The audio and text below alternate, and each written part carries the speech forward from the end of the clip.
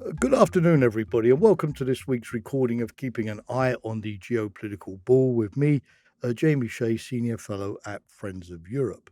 Last Thursday, there was a late night session of the United States Senate where finally the senators voted 63 to 36 to approve the raising of the US debt ceiling. This followed a vote the day before in the US House of Representatives where a majority of the representatives also voted to raise the debt ceiling, currently standing at 31.4 trillion US dollars. Now, what's remarkable about this? Well, first and foremost, that it was a rare moment of bipartisanship in an increasingly acrimonious and polarized US political system. Secondly, it came just in the nick of time, within a matter of days, to prevent the United States from having to default on its debt, which would have meant that the government would have stopped sending Medicare and Medicaid checks to its senior citizens, or would have had to stop funding the US military or paying its bills internationally. Of course, if you have bipartisanship, it means compromise. And indeed, the Biden administration had to compromise. For example, there will now be work requirements for older Americans who receive food aid. Some environmental laws will be relaxed to fast stream the approval of new energy infrastructure projects. There was also the approval for what the Republicans wanted, which is the construction of a natural gas pipeline in West Virginia across the Appalachians. But on the other hand, the Biden administration also had some gains. There will be no cuts to Medicare and Medicaid. And many Americans who are veterans or homeless or who are young people in foster care will now become eligible for food assistance, which will increase the number that will potentially be able to benefit from those programs. The Republicans, on their side, got the fact that the Trump tax cuts going back to 2017, particularly on the corporations and the wealthy, will continue until 2025 and probably beyond. And the defense budget was increased by 1%. There was also an agreement among Republicans and Democrats to impose an automatic 1% spending cut if Congress fails to approve the annual spending bills. This is going to be a powerful incentive for both sides to reach consensus on those spending bills to avoid that 1% automatic budget cut. Now, dear listeners, as you can imagine, this agreement was greeted with a sigh of relief, both within the United States and internationally. As Joe Biden himself said, it was a crisis averted. The United States will continue to be a solvent country. But in the long run, this compromise leaves me, at least, with some very worrying thoughts and preoccupations. The number one, the national debt of the United States was not at all reined in. It will continue to grow. Republicans have consistently refused to reverse tax cuts or to decrease the defense budget or spending on veterans. Democrats have consistently refused to have any more demanding eligibility criteria for those in receipt of Social Security, particularly Medicare and Medicaid.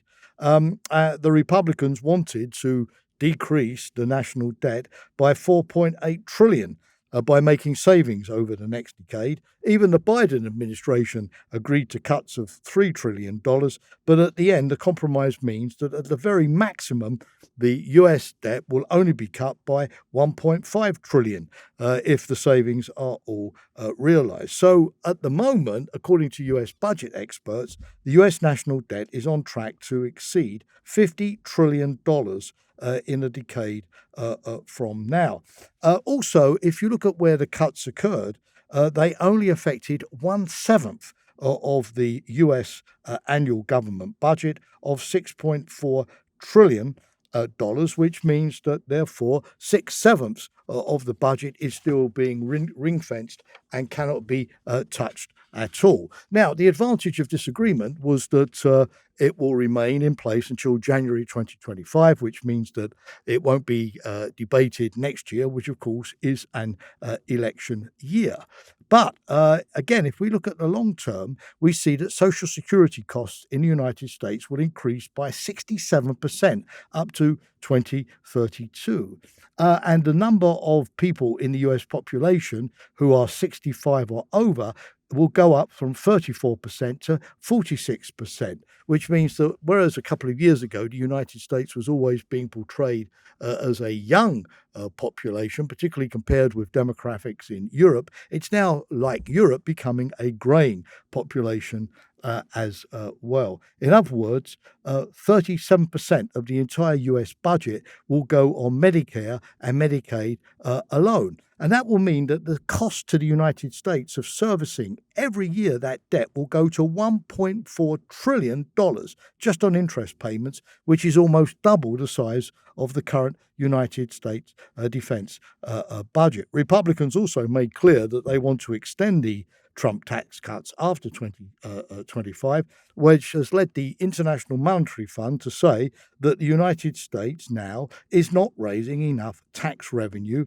and needs to crimp seriously the eligibility for all of the Social Security and Medicaid spending through, for example, means testing or raising the age limit to qualify. The Organization for Economic Cooperation and Development in Paris reckons that the US is now one of the lowest taxed countries in the Western world. But the problem is that the US public simply won't budge when it comes to its Social Security handouts.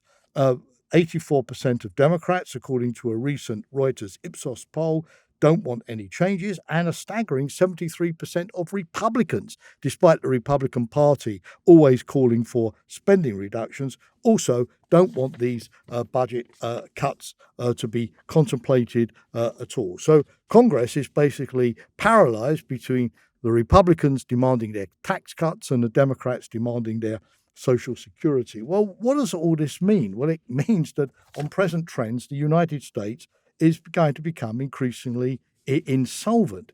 Attempts at raising taxes, for example, the Biden administration proposed a tax on those earning over $400,000 a year, already very generous, were rejected, including at the time when the Democrats controlled both houses of Congress.